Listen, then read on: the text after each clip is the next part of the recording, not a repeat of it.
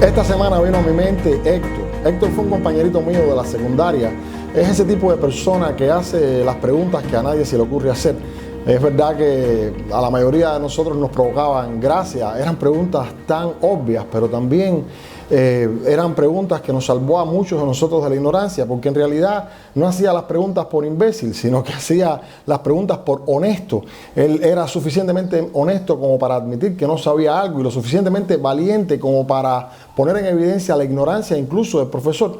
Muchos de nosotros fuimos cobardes y deshonestos y matamos nuestra ignorancia con la valentía y la honestidad de Héctor. ¿Qué me hizo recordar a Héctor esta semana?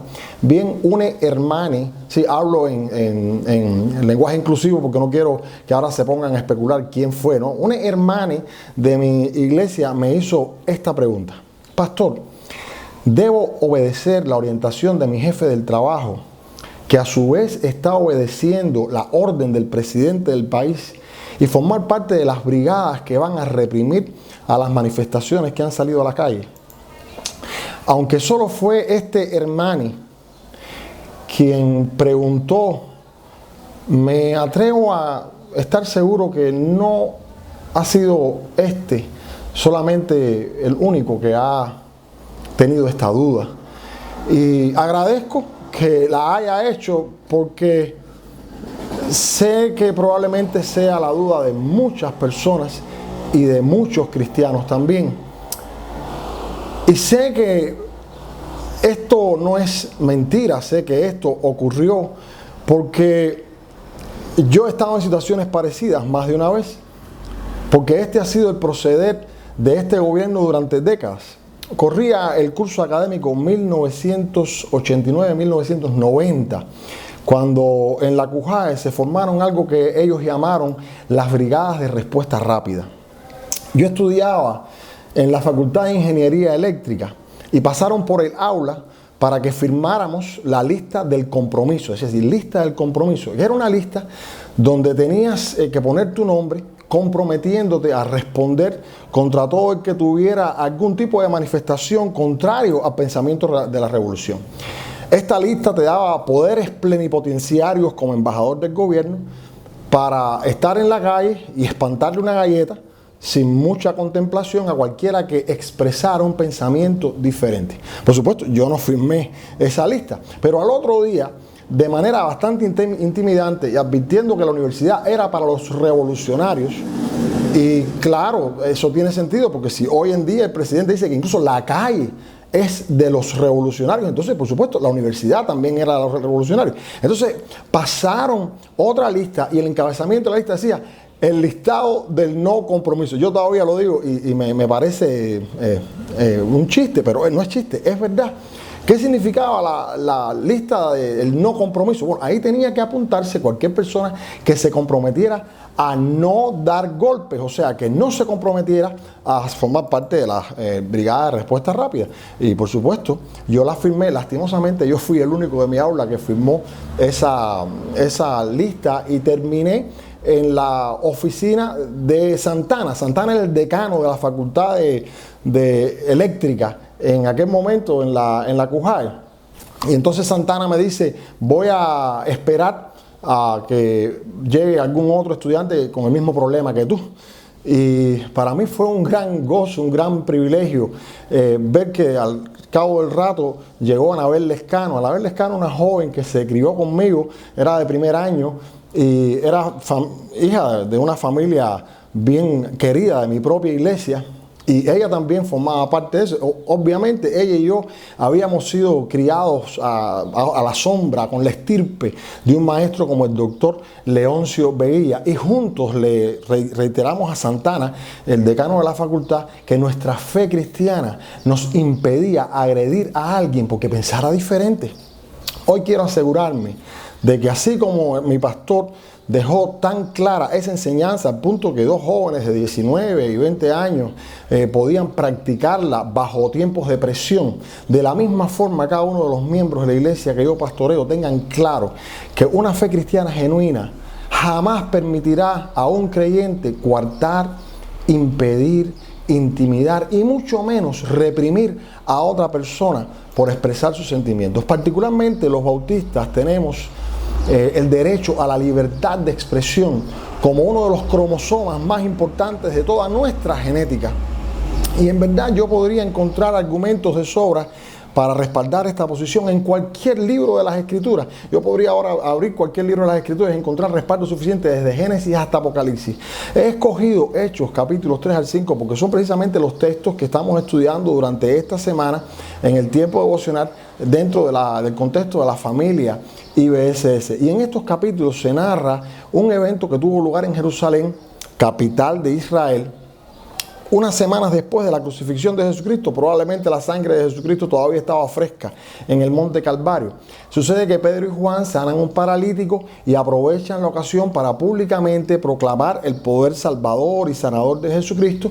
Y en ese discurso también aprovechan para denunciar la injusticia cometida contra su maestro y responsabilizar de esa injusticia a los gobernantes corruptos y al pueblo por su ignorancia. Pero también declara que Dios puede pasar por alto todo esto y puede traer tiempos de refrigerio, tiempos de restauración a la nación y a aquella ciudad, siempre y cuando las personas que habían cometido sus errores mostraran convicción de pecado, reconocieran que estaba mal lo que habían hecho y que estuviesen dispuestos a cambiar su conducta. Debido a este discurso, alrededor de 5,000 personas se convirtieron. De manera que el cristianismo creció en un solo día. Bueno, este era el segundo discurso. En el primero fueron 3,000, ahora como 5,000. Y los gobernantes, frustrados por todo esto, impotentes y cuestionando quién les dio permiso, bajo qué preceptos ustedes usan la libertad de hablar, como si ellos se creyesen dueños de la palabra y los únicos que eran capaces de dispensar libertad para hablar, incluso para operar sanidad, restauración y bendición a otras personas. Reaccionaron con violencia y metieron a Pedro y Juan en la cárcel. Al otro día la multitud de personas pedían liberación, incluso ellos tenían miedo de que les apedrearan y todo lo demás. No les quedó más remedio que soltarles de la cárcel. Antes les intimidaron y les prohibieron hablar acerca de Jesucristo. Miren, esta historia tiene decenas de enseñanzas. Por supuesto, hoy no podemos abarcarlas todas y queremos enfocarnos en ciertas enseñanzas, al menos 3 puntos importantes que nos ayudan a responder o a respaldar la respuesta a la pregunta: ¿debo yo obedecer a mi jefe que está siguiendo las instrucciones del presidente de la nación e ir a reprimir o a coartar la manifestación de la expresión libre de otros conciudadanos? Claro, te aseguro que si lees este texto vas a enseñar muchísimas, vas a sacar muchísimas enseñanzas. Siempre que estés iluminado por el Espíritu Santo vas a sacar muchísimas más enseñanzas. Y hoy solo quiero, como dije, destacar algunas enseñanzas, 3 de ellas, que nos aseveran por qué no es cristiano formar parte de grupos de represión contra la libre expresión. La primera razón la vemos en los versículos 14 al 17 de Hechos capítulo 13. Dice así: mas vosotros negasteis al santo y al justo y pedisteis que se os diese un homicida y mataron al autor de la vida. Mas ahora, hermanos, sé que por ignorancia lo han hecho, como también vuestros gobernantes. La primera razón es porque los gobernantes se equivocan. Los gobernantes suelen equivocarse bastante en sus decisiones y con ellas arrastran al pueblo a destinos terribles. Pero ese no es el problema. No es tan lamentable que los presidentes se equivoquen, porque los presidentes son personas, las personas todas son falibles y, bueno, nos equivocamos. El problema es cuando los humanos ignoramos que ignoramos. Ahí está el gran problema. Los gobernantes honestos van a escuchar la voz del pueblo porque saben que son falibles. Pero las personas que son obtusos, las personas que se creen infalibles, entonces cometen muchos errores. Las personas que saben que son falibles se rodean de consejeros porque saben que en la multitud de consejeros está la sabiduría, pero el que se cree infalible ve como una amenaza una opinión diferente. Este gobierno, por más de 60 años, sin escuchar las voces del pueblo, ha criminalizado la otra opinión y ha llegado al punto de hacer constitucional el mutismo y anticonstitucional la libertad de expresión. Por eso, esta nación se ha empobrecido. Una de las muchas protestas que se muestran en la TV cubana y que, por cierto, se presentan como legítimas, ¿no? Cuando es en otro país, la protesta es legítima. Bueno, vi una de esas muchas, y leí un cartel que se quedó en mi mente para siempre. Decía así: la nación que queda muda, no muda. Un cristiano que ama su nación jamás obedecería a un presidente que le ordena silenciar la opinión de otro compatriota, porque en eso, hermanos, el presidente se equivoca. Segunda razón, lo vemos en el versículo 19 de Hechos 3. Dice: así que arrepentíos y convertíos para que sean borrados vuestros pecados, para que vengan de la presencia del Señor tiempos de refrigerio. Y es que este tipo de conducta de ir a callar, a reprimir o a coartar en mayor o menor escala la opinión de otra persona es contraria, totalmente contraria a la labor profética de la iglesia. Los profetas son como la conciencia de una nación. Y cuando la iglesia renuncia a su labor profética, abandona a la destrucción a su nación. La nación donde nosotros nos encontramos, si nosotros no funcionamos o si no hacemos nuestra labor profética, entonces las estamos condenando a la destrucción. Lejos de reprimir al que protesta contra la mala praxis de un gobierno, una iglesia saludable siempre va a estar al lado de la persona que protesta. Claro, yo no estoy absolutamente de acuerdo con las maneras en que algunos se manifestaron hace una semana atrás. Reconozco que algunos de los muchachos, y en particular los muchachos de nuestro barrio desde octubre, fueron los que peor se comportaron, y no puedo respaldar eso, es injustificable. No quiero ni imaginarme que algunos de esos muchachos son los que están en nuestro terreno deportivo, porque no coordina con lo que nosotros estamos enseñando. Aunque también tengo que reconocer que a esos muchachos, a la gran mayoría, nunca se les enseñó el arte de disentir de manera adecuada. Y también acepto que nuestra iglesia no ha realizado toda la labor profética que debió haber realizado y ha dejado desprovista a su población, especialmente a esta generación, de una de las prácticas más importantes para el desarrollo y el civismo de una nación. Miren, Mahatma Gandhi pudo realizar las protestas pacíficas que realizó y que han venido a ser ejemplarizantes en toda la historia. Fueron protestas pacíficas de tal envergadura, porque él se inspiró en las enseñanzas cristianas, en la profunda manifestación profética de un tipo como León Tolstoy. Él se quedó prendado de la teología cristiana, del pensamiento cristiano, y se carteó constantemente con León Tolstoy. Y aun cuando Mahatma Gandhi no llegó a ser nunca cristiano, dijo: esta es la forma, la manera cristiana es la manera adecuada de protestar contra la corrupción, o protestar contra la injusticia, o protestar o reclamar ciertos derechos. La protesta pacífica de Martin Luther King, ejemplar también a través de toda la historia, fue una buena praxis, porque él estuvo implementando la labor profética como buen pastor bautista que era. Los cristianos cubanos hoy, lejos de reprimir protesta alguna, estamos llamados a cumplir nuestra labor profética. Como heraldos del Dios eterno decimos: así que arrepentíos y convertíos, para que sean borrados vuestros pecados, para que vengan de la presencia del Señor tiempos de refrigerio. Todos queremos tiempos de refrigerio en nuestra nación que lleva un desierto de décadas.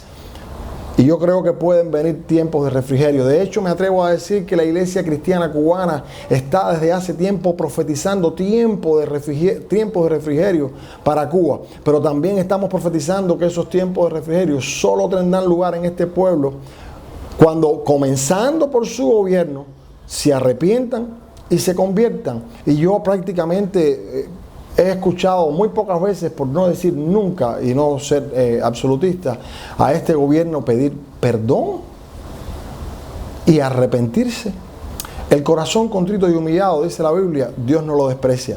Al contrario, lo exalta. Pero el altivo es quebrantado y despreciado. En tercer lugar, en Hechos capítulo 4, versículo 19, y en Hechos capítulo 5, versículo 29, vemos una frase que se hizo prácticamente un eslogan dentro de los apóstoles en aquel primer tiempo y que hemos heredado a los cristianos. Dice así: respondiendo Pedro y los apóstoles dijeron: es necesario obedecer a Dios antes que a los hombres. Eso es lo tercero, es necesario obedecer a Dios antes que a los hombres. Puede que el presidente de nuestra nación haya dado una orden de combate en la que instiga a parte del pueblo a salir contra otra parte del pueblo porque piensa y siente diferente.